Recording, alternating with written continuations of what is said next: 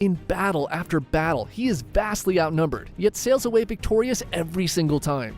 Yi is the sparkling piece of glitter embedded in the turd that is the Korean military, and by the end of the year, he had sunk 350 Japanese ships. Yi's efforts, along with the help of Chinese reinforcements, allowed the Koreans to drive the Japanese soldiers all the way back to Busan, and by the end of the year, the war entered somewhat of a stalemate, with the Chinese and Japanese trying to negotiate a peace deal. So things are going pretty good for Yi, but remember the two admirals who sunk their own ships at the beginning of the war?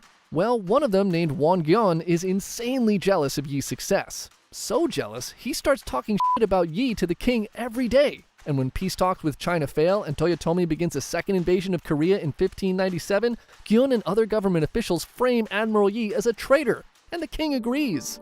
For the second time in his career, Yi is stripped of his rank and sent back to prison where he is brutally tortured again.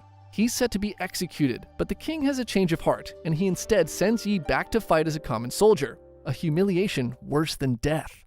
With Yi out of the picture, Won Gyeon is put in charge of the Korean fleet, and as you may have guessed by now, he was pretty terrible at his job. He drank heavily, made poor decisions, and disrespected his men.